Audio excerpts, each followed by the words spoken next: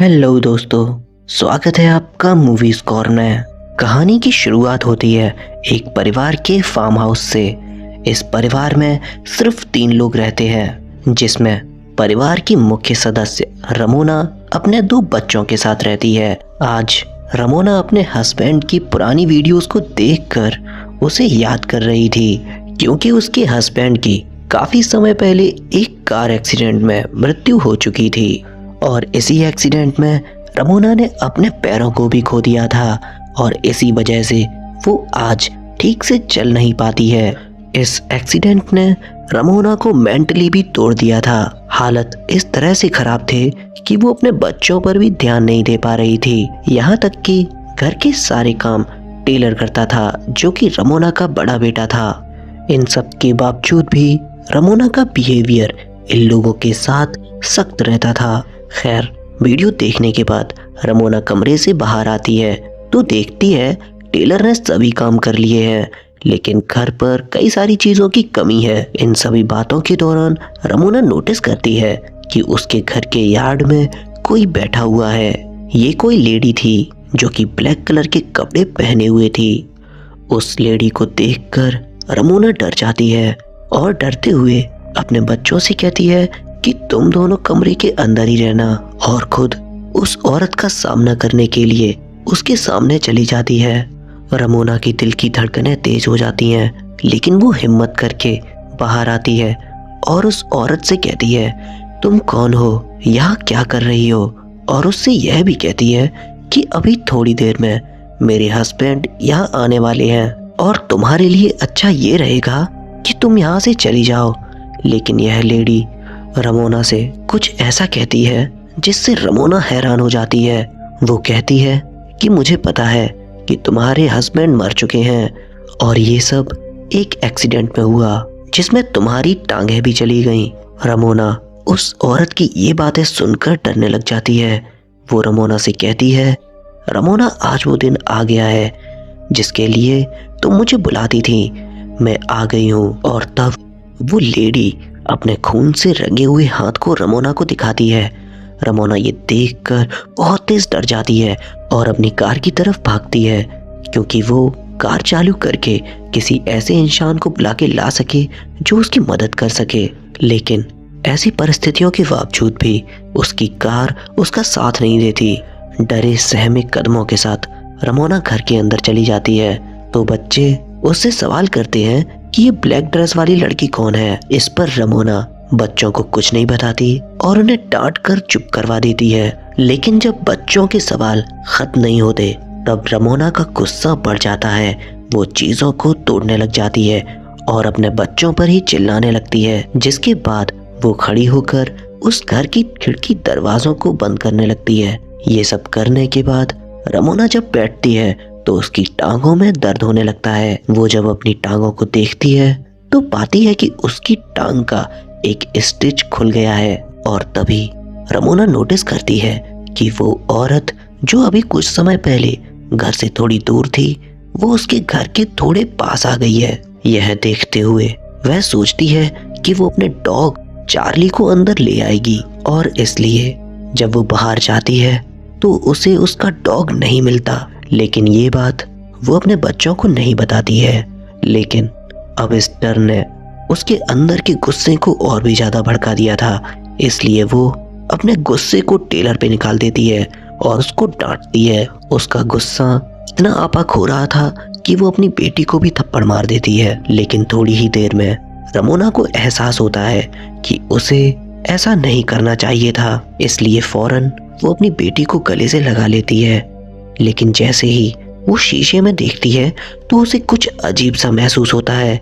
उसके हाथ में एक चाकू है जो उसने अपनी बेटी के अंदर स्टैब कर दिया है। लेकिन थोड़ी ही देर में उसे होश आता है और वो देखती है कि उसके हाथ में एक पिलो है जिसके अंदर उसने चाकू को स्टैब कर रखा है। लेकिन अजीब बात तो ये थी, रमोना को खुद होश नहीं था कि उसके पास ये चाकू कैसे आया। वहीं ये सारी हरकतें टेलर भी देख रहा था, जो देखकर काफी ज्यादा परेशान हो जाता है, क्योंकि उसकी मॉम अपने आप को कंट्रोल नहीं कर पा रही है। इसलिए वो डिसाइड करता है कि वो इस मुश्किल से निकलने के लिए खुद ही कोई रास्ता निकालेगा। और तब रमोना अपनी बेटी को लेकर रूम के अंदर चली जाती है, लेकिन तभी टेलर चुपके से घर के बाहर आता है और अपनी गाड़ी को स्टार्ट करने की कोशिश करता है। वहीं रमोना भी समझ जाती है कि टेलर बाहर है, इसलिए वो उसे बाहर से अंदर ले आती है और उस पर बहुत ज़्यादा गुस्सा करती है, क्योंकि टेलर बाहर गया था इसलिए उसे पता चल जाता है कि उसका डॉग चार्ली बाहर नहीं है। वो अपनी माँ से कहता है कि ज़रूर उस लेडी ने हमारे कुत्ते को चुराया है और आप हम लोगों से कुछ छुपा भी रही हो। टेलर अब अपनी मॉम से कहता है कि आपसे कुछ नहीं होगा, मैं इस चीज़ को खुद हैंडल करूँगा। यह कहकर वो अपने पिता के कमरे में चला जाता है, जहाँ से वो एक गन को उठा लाता है। रमोना टेलर को ऐसा करने से मना करती है, लेकिन टेलर गुस्से में गन लेकर बाहर आ जाता है और ब्लैक लेडी के ऊपर तान देता है और उससे कहता है कि तुम्हें जल्द से जल्द मेरी प्रॉपर्टी से यहाँ से चले जाना चाहिए। लेकिन वो औरत टेलर से नहीं डरती, बल्कि अपने नकाब से बाहर आती है और उससे कहती है कि तुम्हारी मॉम ने आज तक तुमसे जो कुछ भी कहा है वो सिर्फ झूठ है। और साथ ही में वो लेडी टेलर को एक ऐसी हकीकत के बारे में बताती है जिससे टेलर अभी तक अनजान था, और वो कहती है कि ये सारी बातें तुम अपनी मॉम से जाकर पूछ लो। तो दोस्तों, अगर आप लोगों को ऐसी मूवीज़ पसंद आती हैं तो आप बिल्कुल सही जगह पे हैं। मैं चाहता हूँ कि आप कमेंट करके हमें बताएं कि आपको मेरा एक्सप्लेनेशन कैसा लगता है, और साथ ही में उस मूवी के बारे में भी बताएं जो आप चाहते हैं कि मैं एक्सप्लेन करूं। और इसलिए मेरे चैनल को सब्सक्राइब कर दीजिए ताकि मैं आपके लिए ऐसी वीडियोस लाता रहूं। टेलर गुस्से में भड़का हुआ अंदर जाता है और अपनी माँ रमोना से पूछता है मेरे डैड की मृत्यु कैसे हुई। रमोना उसके इस अंदाज से डर जाती है और उसे एक कहानी सुनाती है। यह कहानी उस रात की थी जब डेविड का एक्सीडेंट होने वाला था। वो बताती है कि वो और डेविड दोनों एक फैंसी रेस्टोरेंट में गए थे, लेकिन यहाँ पर रमोना खुश नहीं थी और उसे फार्म हाउस बिल्कुल भी पसंद नहीं आ रहा था, क्योंकि उसे वहाँ पर बहुत सारे काम करने पड़ते थे। लेकिन डेविड उसे साफ मना कर देता है, क्योंकि थोड़े समय पहले ही जब वो लोग शहर में रहा करते थे तब रमोना को वहाँ अच्छा नहीं लग रहा था और तब डेविड फार्म हाउस पर शिफ्ट हुआ था। लेकिन अब रमोना फिर चाहती है कि वो लोग कहीं और सेटल हो जाएं, इसलिए डेविड उसे इस बार मना कर देता है, क्योंकि इतनी जल्दी जगह बदल पाना उसके लिए पॉसिबल नहीं था। और इसलिए उन दोनों के बीच में अच्छी खासी बहस हो जाती है। वो लोग खाना खा के होटल से निकल जाते हैं। हम देखते हैं कि उस रात डेविड नहीं बल्कि रमोना ड्राइव कर रही थी और तभी उसे गाड़ी में इसी ब्लैक लेडी का शैडो दिखाई दिया, और जिस वजह से उसका ध्यान भटक जाता है और उसका एक्सीडेंट हो जाता है। लेकिन उसने अपने बच्चों को यह बताया था कि उस रात गाड़ी चलाने वाला डेविड था, यानी कि टेलर के पिताजी। टेलर ये हकीकत जानकर बहुत ज़्यादा टूट जाता है और उसके अंदर भी निगेटिव ख्याल जागने लगते हैं, और ऐसी हालत में बाहर बैठी हुई लेडी का असर इनके घर पे बहुत ज़्यादा होने लगता है। और इस दौरान हमें दिखाया जाता है कि उस लेडी का शैडो बड़ा होता जा रहा है। इस औरत के शैडो से बचने के लिए यह सब लोग एटिक में चले जाते हैं, लेकिन एटिक में भी उस लेडी का शैडो अंदर आ रहा था और जो अंदर आकर रमोना की बेटी को खींच लेती है। ये लोग उसे पकड़ने की कोशिश करते हैं, लेकिन वो इतनी तेजी से खींची चली जा रही थी कि वो लोग पकड़ नहीं पा रहे थे। और तब टेलर उसकी विंडो को ढक देती है जहां से वो शैडो अंदर आ रही थी। लेकिन इसके बाद भी वो एंटिटी या वो लेडी अभी तक खामोश नहीं बैठी थी। वो इनके घर के अंदर आने की कोशिश में लगी हुई थी। वो लेडी रमोना के घर के अंदर भूकंप ला देती है, उनकी लाइट्स को फ्लिकर करने लगती है और मौका पाकर वो रमोना के ऊपर हावी हो जाती है, जिसके बाद वो एंटिटी रमोना की बेटी को गले लगाती है और वह पल भर में गायब हो जाती है। टेलर ये सब अपनी आंखों से देख रहा था और वो कंफ्यूज हो जाता है, लेकिन तभी अचानक रमोना टेलर के पीछे आती है और वो दोनों मिलकर अपनी बेटी को ढूंढने लग जाते हैं। ऐसा करते हुए रमोना एक ऐसे कमरे में पहुंच जाती है जो कमरा उसे उसका पास्ट दिखा रहा था, जिसमें उसे डेविड भी नजर आता है। डेविड काफी खुश नजर आ रहा था। वो रमोना से कहता है, देखो तुम्हारी पसंद के फूल अब यार्ड में खिलने लगे हैं।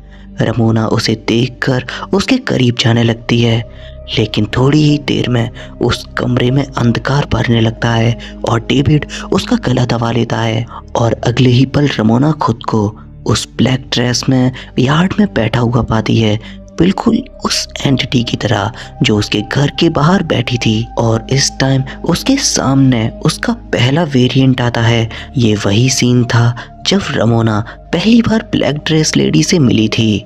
ब्लैक कपड़ों में बैठी हुई रमोना अपने सामने वाली रमोना से कहती है कि अब वक्त आ गया है जिसका तुम्हें जिंदगी भर इंतजार रहा था। और सीन यहीं पर कट होता है और हम देखते हैं रमोना दोबारा एटिक में देखती है जहां उसके साथ उसके दोनों बच्चे मौजूद हैं। वह लोग वापस से नीचे उतरते हैं तो उसके सामने वो ब्लैक ड्रेस वाली लेडी आ जाती है, जिसे देखकर रमोना बहुत बुरी तरह से डर जाती है और उसके ऊपर गन तान देती है। वो लेडी उससे कहती है कि मैं यहाँ खुद से नहीं आई हूँ, तुमने मुझे बुलाया है हर सुबह जब तुम उठती थी और कहती थी कि गिव मी द स्ट्रेंथ, और तुम ऐसा इसलिए कहती थी कि तुम अपने आप को खत्म करना चाहती थी, और अब मैं तुम्हारे पास आ गई हूँ। यहाँ पर रमोना उस लेडी के सामने अकेली रह जाती है। यहाँ पर वो लेडी रमोना से कहती है कि अब अपने आप को खत्म करने का वक्त आ गया है। वो उसकी गर्दन के नीचे बंदूक को रखती है और उसे चलाने को कहती है। और अगले ही सीन में हम रमोना को देखते हैं, वो उस रूम से बाहर आती है, जिस पर बच्चे उससे पूछते हैं कि वो ब्लैक ड्रेस वाली लेडी कहाँ गई। इस पर रमोना कहती है कि वह औरत अब इस दुनिया में नहीं है, वो अब चली गई है। रमोना ये कहने के बाद फिर से अपने परिवार को लेके घर के अंदर चले जाते हैं और उनके घर में जाते ही उस घर में लाइट आ जाती है और उनका गुमा हुआ डॉग भी उनके पास आ जाता है। घर के अंदर जाने पर हमें एक पेंटिंग दिखाई जाती है जो रमोना ने काफी समय पहले ड्रॉ की थी और इसके अंदर हम उसी लेडी को देखते हैं जो ब्लैक ड्रेस में उनके घर के सामने बैठी थी। तो दोस्तों, ये थी कहानी the woman in the yard की, जिसकी एंडिंग बड़ी ही अजीब थी। तो दोस्तों, जिन लोगों को ये एंडिंग समझ में आ गई है वो लोग प्लीज कमेंट करके मुझे बता दीजिए, क्योंकि इस कहानी की एंडिंग ओपन एंडिंग थी। तो मैं चाहता हूँ कि आप लोग अपने दिमाग का इस्तेमाल करके इस कहानी की एंडिंग को एक्सप्लेन करें। और हम मिलेंगे आपसे एक और नई वीडियो में। तब तक हमारे चैनल को सब्सक्राइब कर लीजिए और हमें देखने के लिए थैंक्स फॉर वॉचिंग।